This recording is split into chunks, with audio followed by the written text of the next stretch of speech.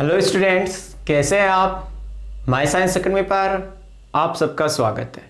हम पढ़ रहे हैं बीएससी थर्ड ईयर की क्वांटम मैकेनिक्स और यूनिट चल रही थी हमारी इवोल्यूशन ऑफ क्वांटम मैकेनिक्स और लास्ट लेक्चर तक हम पढ़ चुके हैं क्वांटम मैकेनिक्स का बेसिक इंट्रोडक्शन। और यदि आपने मेरा वो लेक्चर नहीं देखा तो आप मेरी प्लेलिस्ट पे जाके देख सकते हैं। और आज हम देखेंगे ब्लैक बॉडी के बारे में। तो जो क्वांटम मैकेनिक्स की स्टार्टिंग है वो ब्लैक बॉडी से मानी जाती है, यानी कि जो मैक्स प्लैंक का कॉन्सेप्ट आया उसने ये जो ब्लैक बॉडी को आधार मान के अपना मैक्स प्लैंक वाला कॉन्सेप्ट, फोटोन वाला ये कॉन्सेप्ट दिया। तो सबसे पहले मैं बात करूँगा ब्लैक बॉडी क्या होती है, फिर मैं देखूँगा कि जो ब्लैक बॉडी के लिए ऊर्जा स्पेक्ट्रम वितरण ग्राफ क्या होता है। तो स्टार्ट करते हैं। कृष्णिका यानी कि ब्लैक बॉडी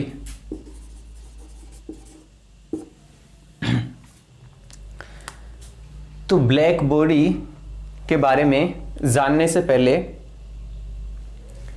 हम इसे देख लेते हैं कि कोई नॉर्मल बॉडी है और जब उस पर श्वेत प्रकाश क्या होता है।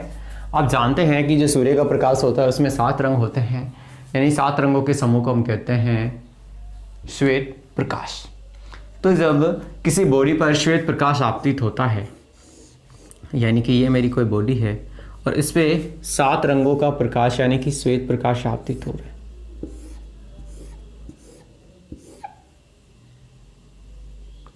यानी कि विबग्योर,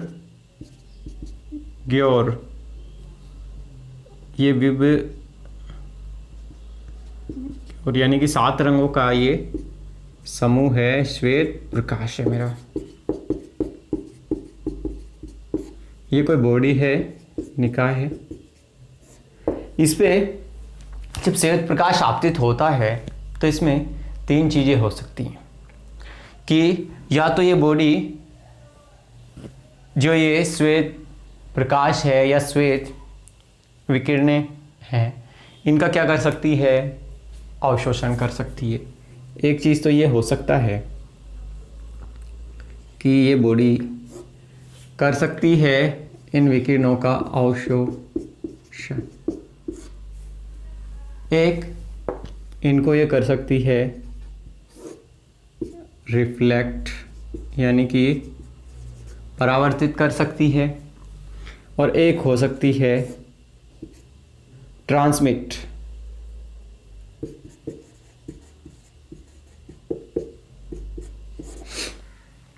यानी कि ये 3 घटनाएं हो सकती हैं जब किसी बॉडी पर श्वेत प्रकाश आपतित हो रहा है तो वो उसका अवशोषण कर सकती है, उसको रिफ्लेक्ट कर सकती है या अपने में से गुजरने दे सकती है। यदि इसका परावर्तन होगा तो क्या होगा कि कोई निश्चित तरंग दैर्घ्य का विकिरण इससे इमिट होगा और जिसको हम हमारी आंखों से क्या कर सकते हैं, सेंस कर सकते हैं, यानी कि हम देख सकते हैं।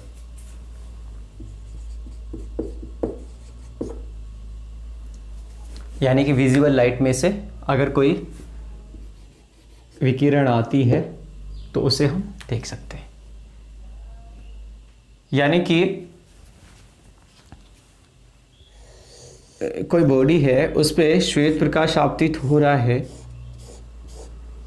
यानी वही मेरे 7 रंग,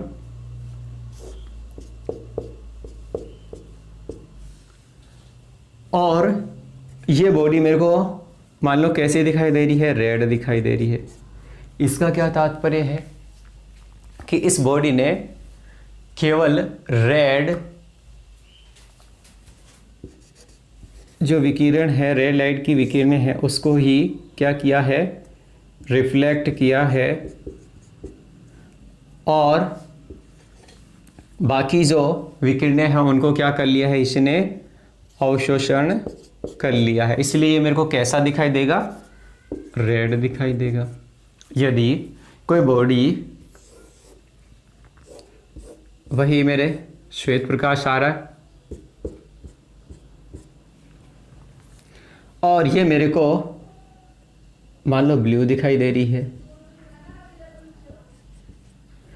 इसका क्या तात्पर्य है कि इसने सभी कलर्स की लाइट को क्या कर लिया है, अब्जॉर्व कर लिया है, और केवल जो ब्लू कलर की लाइट है उसको क्या किया है, रिफ्लेक्ट किया है। यानी कि जिस कलर की लाइट को ये रिफ्लेक्ट करेगी वैसे ही हमारी आंखें इसको सेंस करेंगी और हमें वो वैसी दिखाई देगी। अब यदि मैं केस देखूं ब्लैक बॉडी का, यानी कि ये 7 रंगों का समूह है, यानी कि श्वेत प्रकाश,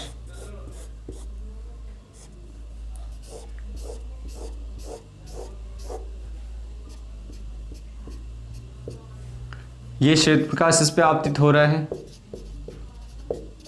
और इसने 7 रंगों को क्या कर लिया, एब्जॉर्ब कर लिया, यानी किसी भी कलर को किसने रिफ्लेक्ट नहीं किया। तो ये हमें कैसी दिखाई देगी, ये हमें ब्लैक दिखाई देगी, यानी कि हमारी आंखें क्या सेंस करेंगी, ब्लैक कलर को सेंस करेंगी। अब यदि कोई बॉडी है, वही उस पर श्वेत प्रकाश आ रहा है,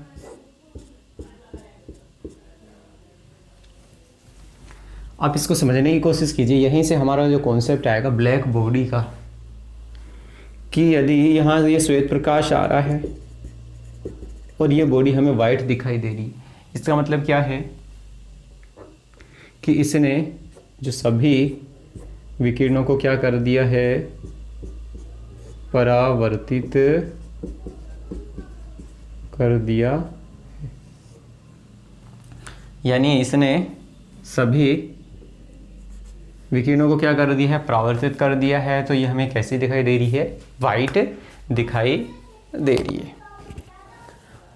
इन सब चीज़ों को देख के हमने ये कॉन्क्लूज़न निकाला कि जो लाइट है उसकी वेव नेचर तो होती है, लेकिन कभी कभी ये पार्टिकल नेचर भी व्यक्त करती है। अब इस पार्टिकल नेचर को एक्सप्लेन करने के लिए फिर आया मैक्स प्लांक आया। तो ये जो ड्यूअल यानी कि इसकी जो पार्टिकल नेचर होती है, इसको हम एक्सप्लेन करते हैं ब्लैक बॉडी से, यानी कि पार्टिकल नेचर को हम इस ब्लैक बॉडी से क्या करते हैं, एक्सप्लेन करते हैं। तो ब्लैक बॉडी से पहले यदि मेरे पास कोई नॉर्मल बॉडी हो,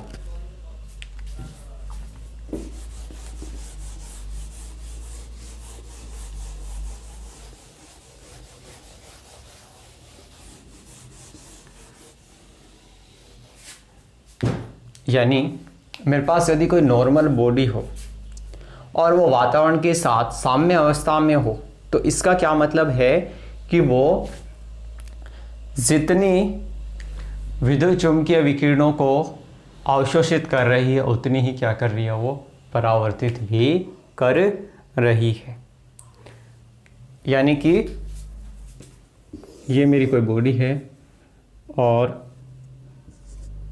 ये क्या है, वातावरण के साथ ये कोई मेरा ऑर्डिनरी सामान्य निकाय है, यानी कि ब्लैक बॉडी नहीं है, सामान्य बॉडी है।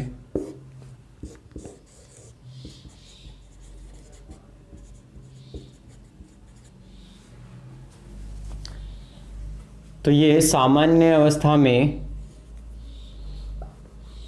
क्या कर रही है, जितनी विकिरणों को अवशोषित कर रही है उतनी को क्या कर रही है, परावर्तित कर रही है।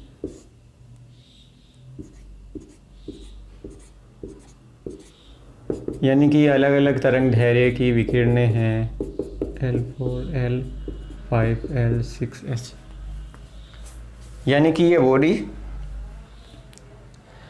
जितनी विकिरणों को अवशोषित कर रही है उतनी को क्या कर रही है, परावर्तित कर रही है। अब हम क्या करें, इस बॉडी का टेम्परेचर बढ़ाएं, हीट का एक सोर्स लगा दिया मैंने। अब इसका मैं टेम्परेचर बढ़ा रहा हूँ, तो टेम्परेचर बढ़ाएंगे तो क्या होगा कि ये बॉडी है धीरे धीरे जो इससे विकिरण निकलेंगे, जैसे कि टेम्परेचर बढ़ाया मैंने, रेड तरंग दैर्घ्य की विकिरणें निकल रही हैं, और टेम्परेचर बढ़ा रहा हूँ, फिर इससे मतलब जैसे जैसे ताप बढ़ा रहा हूँ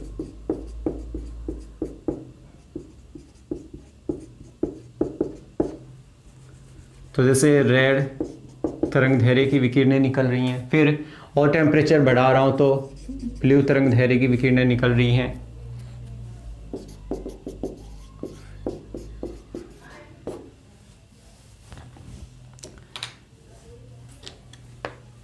और फिर जैसे और ज़्यादा टेम्परेचर बढ़ाते हैं तो वाइट, ये जो मेरे को बॉडी है ये कैसी दिखाई देने लगती है, वाइट, यानी पहले रेड दिखाई देती है, फिर और टेम्परेचर बढ़ाते हैं ब्लू दिखाई देने लगती है, फिर और टेम्परेचर बढ़ाते हैं तो ये मेरे को कैसी दिखाई देती है, वाइट दिखाई देने लगती है। यानी कि जैसे जैसे हम टेम्परेचर में इंक्रीज़ करते हैं तो जो इसका तरंग दैर्घ्य है, विकिरणों की तरंग दैर्घ्य है, वो उच्च तरंग दैर्घ्य से निम्न तरंग दैर्घ्य की ओर क्या हो जाती है, शिफ्ट हो जाती है। यानी कि रेड, फिर जैसे येलो, फिर ग्रीन, फिर ब्लू, फिर इंडिगो, फिर वॉयलेट, फिर ऐसे वाइट दिखाई देने लग जाती है। यानी कि जैसे जैसे टेम्परेचर इंक्रीज़ करते हैं तो इससे जो उत्सर्जित विकिरणें हैं वो उच्च तरंग दैर्घ्य से निम्न तरंग दैर्घ्य की ओर क्या हो जाती है, विस्थापित हो जाती है। यानी कि जो नॉर्मल बॉडी के लिए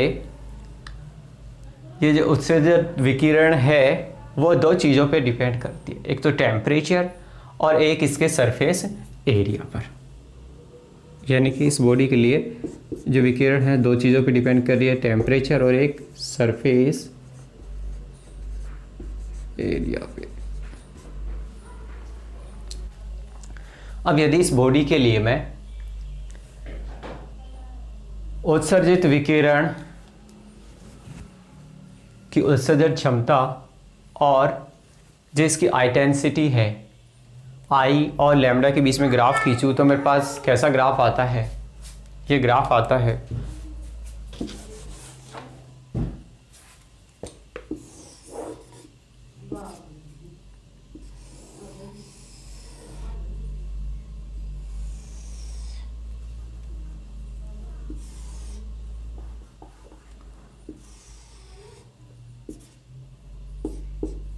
आई लैम्डा और ये लैम्डा और ये है मेरा लैम्डा मैक्सिमम।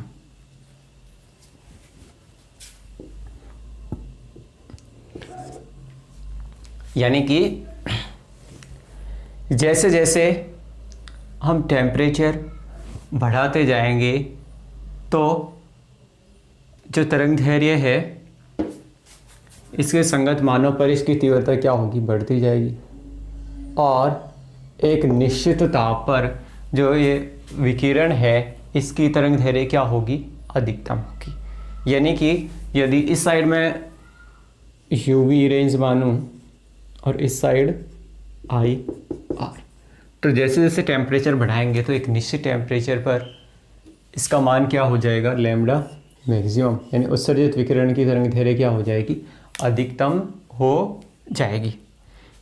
इसके बाद क्या होगा, इसके बाद यदि टेम्परेचर और बढ़ाते हैं तो यहाँ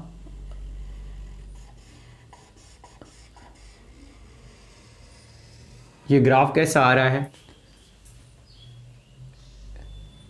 यानी कि जो लैम्डा मैक्सिमम है इस पर जो रेडिएशन है उसमें विकिरण ज़्यादा इमिट होती है। यानी कि जैसे जैसे हम टेम्परेचर बढ़ाते जाएंगे फिर ये पहले हमें कलर कैसे रेडिएशन की विकिरण प्राप्त हुई, पहले हमें रेड, फिर ब्लू एंड देन वाइट। यानी कि जैसे जैसे टेम्परेचर हम बढ़ाएंगे तो इसकी इंटेंसिटी क्या होगी, कम होती जाएगी और इसका लैम्डा क्या होगा, बढ़ता जाएगा। यानी कि लैम्डा मैक्सिमम पर रेडिएशन क्या हो रहा है, ज़्यादा इमिट हो रहा है।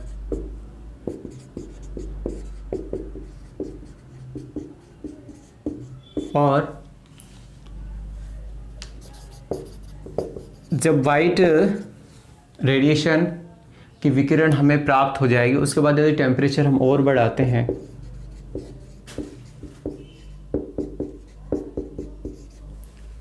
तो इस कंडीशन में क्या होगा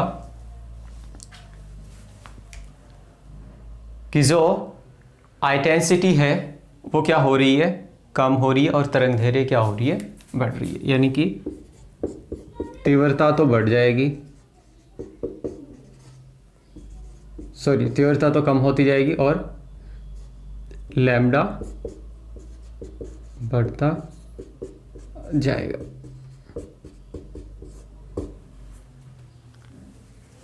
ठीक है, ये हमने देखा नॉर्मल बॉडी के लिए, यानी कि जैसे जैसे हम टेम्परेचर बढ़ाते जा रहे हैं तो ये जो ग्राफ होगा, जैसे पहले कम टेम्परेचर के लिए मान लो ये यहाँ आ रहा है, फिर ज़्यादा टेम्परेचर के लिए यहाँ आया, और टेम्परेचर बढ़ाते ही यहाँ आया, और टेम्परेचर के लिए यहाँ आया। यानी कि हमारा ग्राफ है इधर इधर इधर शिफ्ट होता रहता है। यानी कि उच्च ताप पर ग्राफ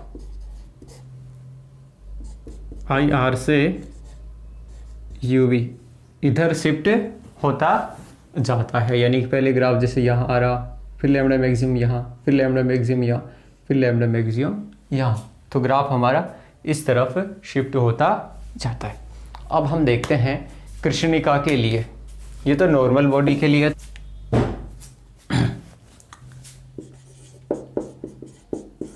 अब कृष्णिका क्या होती है, ब्लैक बॉडी क्या होती है, कि कृष्णिका क्या होती है कि जो अपने पृष्ठ पर आपतित सभी तरंगदैर्घ्य की विकिरणों को क्या कर लेती है, अवशोषित कर लेती है। नॉर्मल बॉडी क्या करती थी, जो अवशोषित करती थी उसको रिफ्लेक्ट भी कर देती थी, लेकिन ये जो अपने भाग पर, अपने पृष्ठ पर आपतित सभी तरंगदैर्घ्यों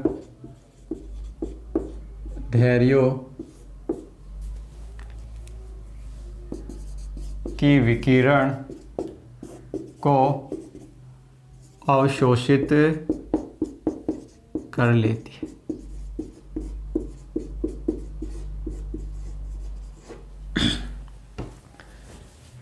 यानी कि ये जो विकिरण है उसके सारे भाग को क्या कर लेगी, एब्जॉर्ब कर लेगी, कुछ भी ये रिफ्लेक्ट नहीं कर लेती है। अब जो एक आदर्श कृष्णिका होती है उसके लिए हम अवशोषण गुणांक मानते हैं A = 1, यानी कि आदर्श कृष्णिका के लिए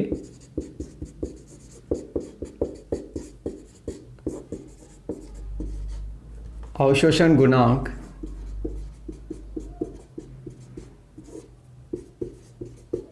वो होता है A = 1। इसके अलावा जो आदर्श कृष्णिका होती है इसके लिए परावर्तन गुणांक और पारगमन गुणांक ये कितने होते हैं, 0 होते हैं। यानी कि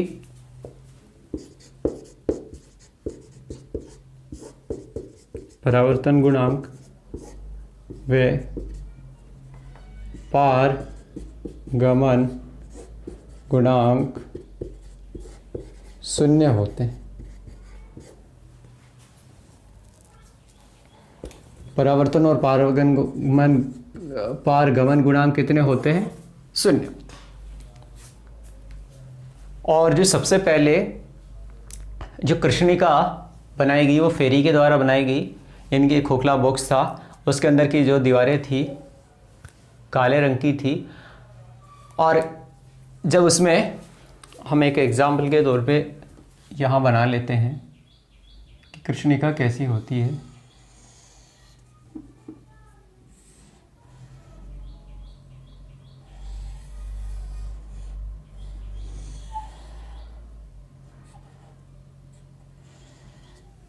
कृष्णिका कुछ इस टाइप की होती है। ये इसके अंदर की दीवारें क्या होती है, काली होती हैं। यानी कि अब यदि इसमें कोई आपतित विकिरण आपतित होती है तो इसमें क्या होगा,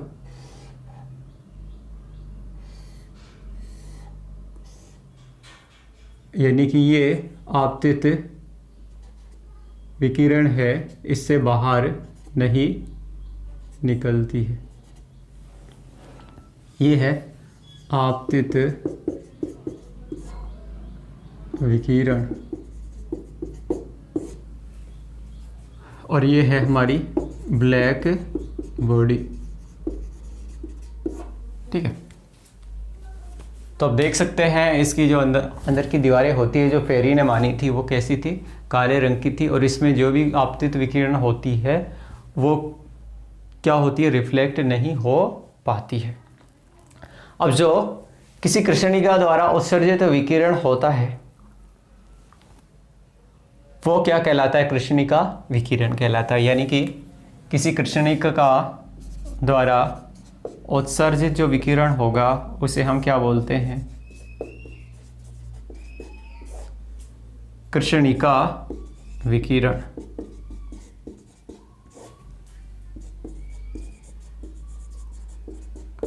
और यदि मैं एक आदर्श कृष्णिका के एग्जाम्पल की बात करूं तो जो काजल है, प्लेटिनम की कालिक है, वो एक कृष्णिका का एग्जाम्पल है। यानी जो भी ज्ञात पदार्थ है उनमें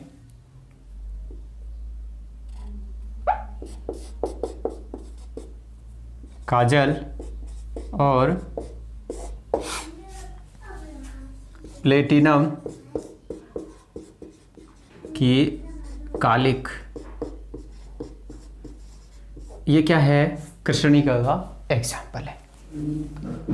अब जो एक आदर्श कृष्णिका होती है वो क्या करती है कि उच्च ताप पर, अच्छा एक बात और बता दें, जो ये कृष्णिका होती है इसके अंदर क्या होता है, नियत ताप बना रहता है।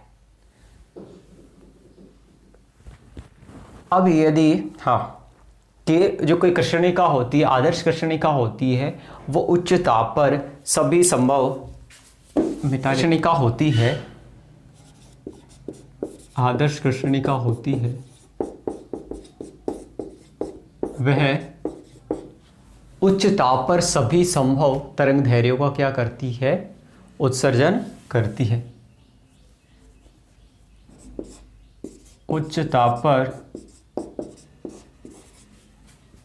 सभी तरंग दैर्घ्यों के विकिरण का क्या करती है, उत्सर्जन करती है। अब यदि मैं सूर्य को क्या माना जाता है, एक कृष्णिका माना जाता है कि जो सूर्य है एक क्या है, कृष्णिका है। और कृष्णिका के लिए जो ब्लैक होना ही आवश्यक नहीं है कि उसका कलर क्या हो, ब्लैक ही हो, क्योंकि जो सूर्य होता है उसमें उच्च ताप पर सभी तरंग दैर्घ्यों के विकिरणों का क्या हो जाता है, उत्सर्जन वो करता है। अब जो कृष्णिका से उत्सर्जित विकिरण की प्रकृति है, यानी कि कृष्णिका से उत्सर्जित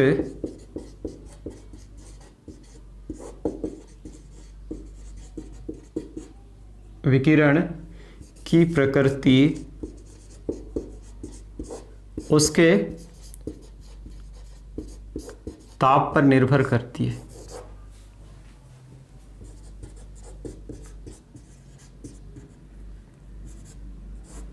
यानी कोई कृष्णिका है, उससे जो उत्सर्जित विकिरण है वो किस पे डिपेंड करती है, उसके ताप पर निर्भर करती है। ना कि ये कि भाई उसके जो कृष्णिका है, उस कृष्णिका की जो बॉडी है उसके घनत्व पर निर्भर करे, या फिर उसके द्रव्यमान आकार पर निर्भर करे, या उसकी प्रकृति पर निर्भर करे। यानी कि ना ही तो ये घनत्व पर निर्भर करती है, ना ही उस बॉडी के द्रव्यमान या आकार पर निर्भर करती है, ना ही उस बॉडी की प्रकृति पर निर्भर करती है। ये केवल किस पर निर्भर करती है, उसके ताप पर निर्भर करती है। अब ये तो बात रही कृष्णिका की प्रकृति।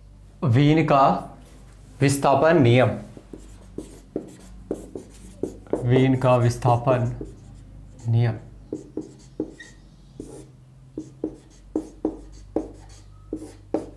तो जो किरचॉफ ने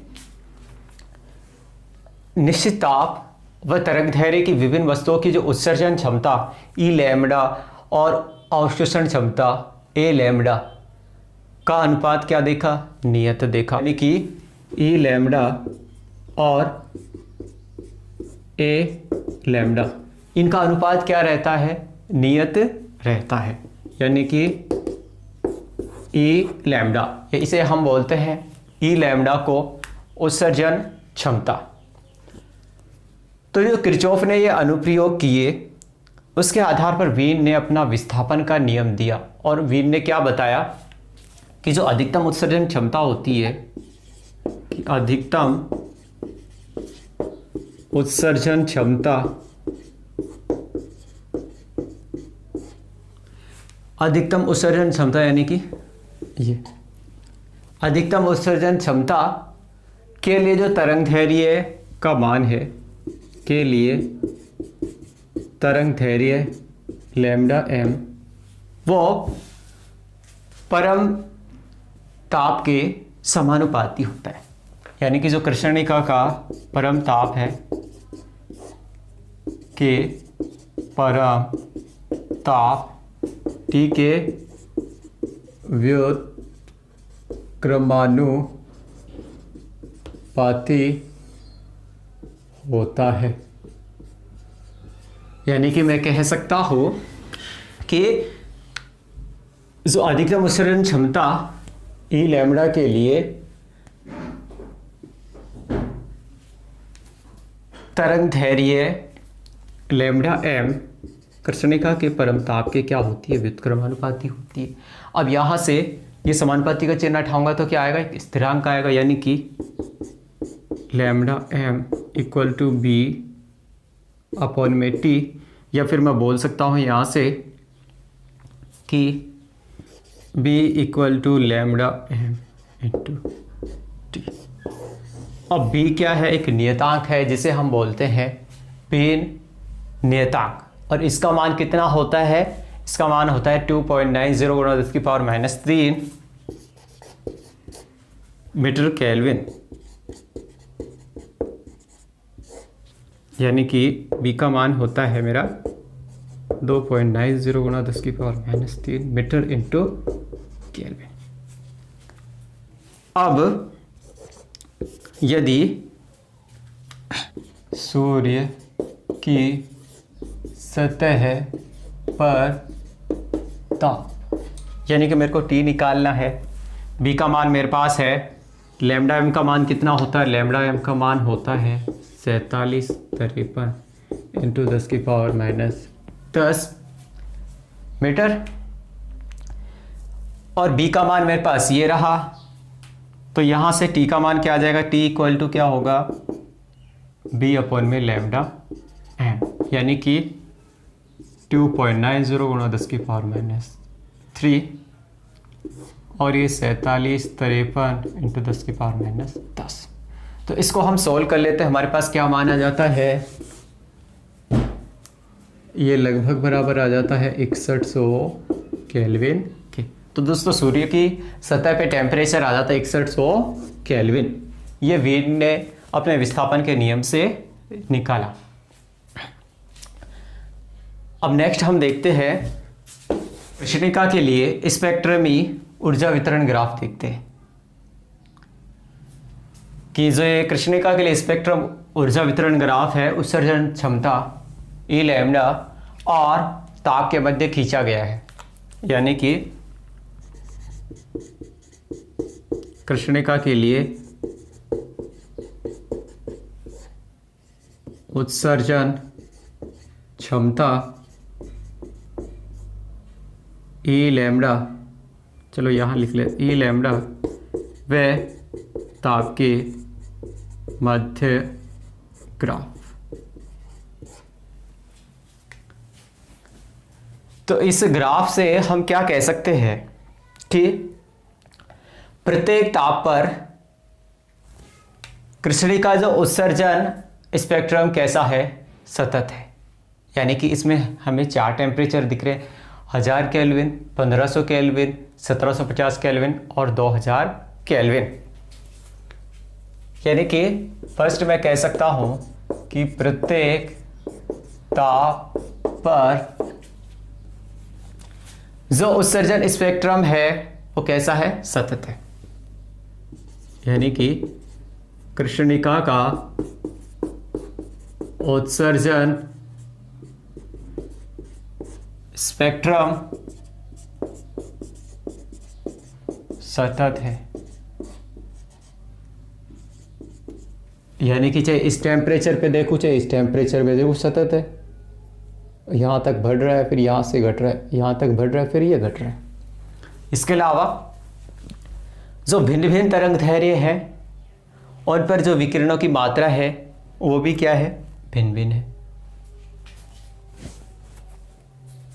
यानी कि यहाँ मेरा जो अधिकतम तरंग दैर्घ्य लैम्डा मैक्सिमम प्राप्त होता है।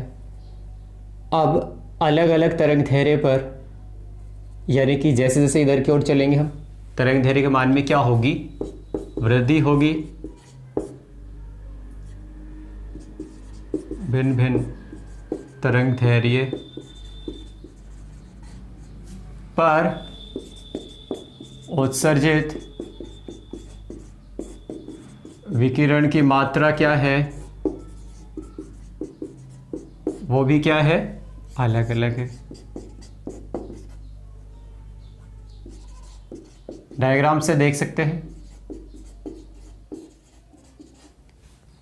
कि जैसे जैसे तरंग दैर्घ्य बढ़ रही है तो ये उत्सर्जित विकिरण की मात्रा भी क्या हो रही है, उत्सर्जन क्षमता भी क्या बढ़ रही है, हमारी बढ़ रही है यहाँ तक, उसके बाद ये घट रही है। यानी कि हम देख सकते हैं जैसे जैसे हम टेम्परेचर बढ़ा रहे हैं, पहले 1000 किया हमने, जैसे 4 लिए, बहुत सारे टेम्परेचर होते हैं लेकिन यहाँ हमने 4 टेम्परेचर ही लिए। यानी कि जैसे जैसे हम टेम्परेचर बढ़ा रहे हैं तो तरंग दैर्घ्य के विकिरणों की मात्रा क्या हो रही है, बढ़ रही है। यानी कि इनकी मात्रा बढ़ रही है ना, जैसे जैसे हम टेम्परेचर बढ़ा रहे हैं तो इनके विकिरणों की मात्रा बढ़ रही है।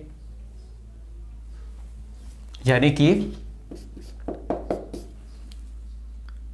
परम ताप में वृद्धि करने पर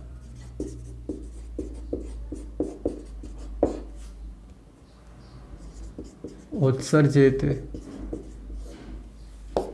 विकिरणों की मात्रा बढ़ती है। ठीक है, जैसे जैसे टेम्परेचर बढ़ रहा है तो उत्सर्जित विकिरण की मात्रा बढ़ रही है, बिल्कुल बढ़ रही है। लेकिन जो परम ताप बढ़ाने से कुछ और भी बढ़ रहा है क्या, जो हमारी उत्सर्जन क्षमता वो भी बढ़ रही है क्या, देखिए इधर है उत्सर्जन क्षमता। यानी जैसे जैसे टेम्परेचर बढ़ रहा है तो उत्सर्जन क्षमता पहले इस टेम्परेचर पे इतनी बड़ी, फिर और टेम्परेचर बढ़ाया फिर इतनी बड़ी, फिर और टेम्परेचर बढ़ाया यानी यहाँ तक बढ़ी, फिर और टेम्परेचर बढ़ाया मैंने यहाँ तक बढ़ी। यानी कि परम ताप, कृष्णिका का जो परम ताप बढ़ाने पर उत्सर्जन क्षमता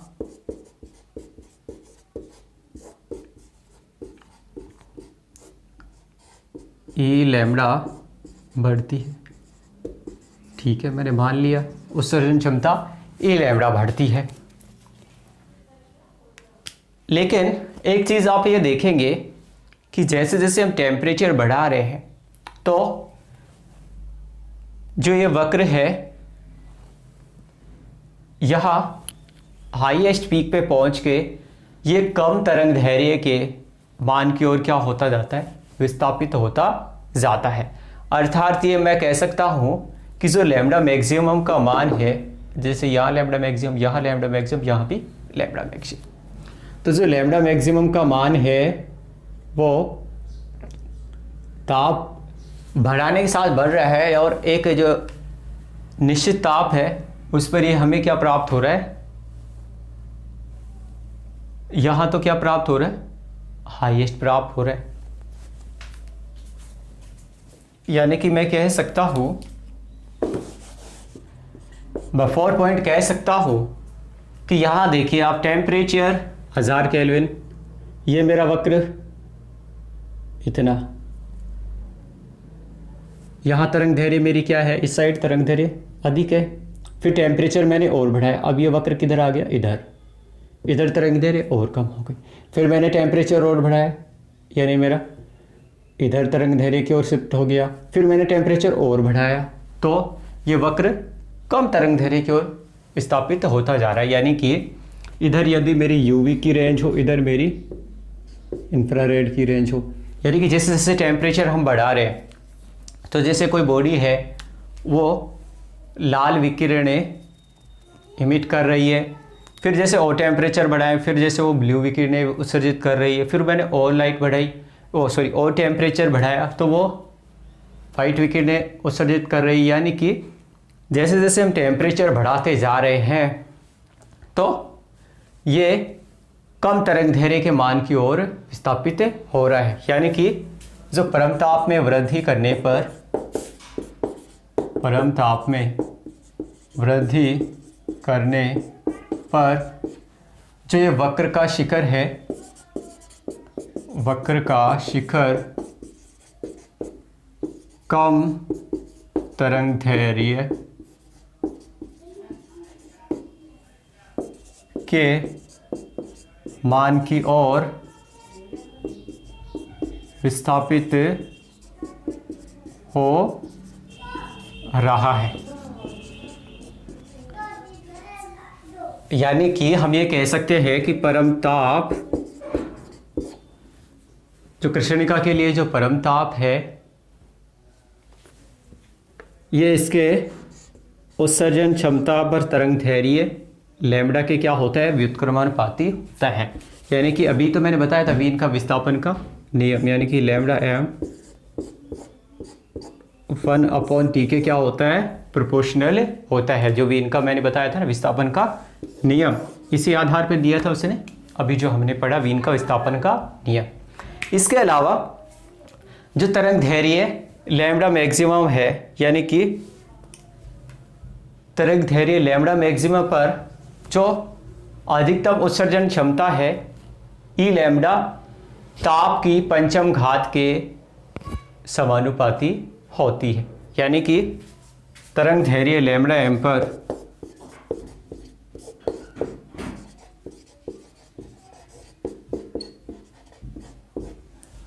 अधिकतम उत्सर्जन क्षमता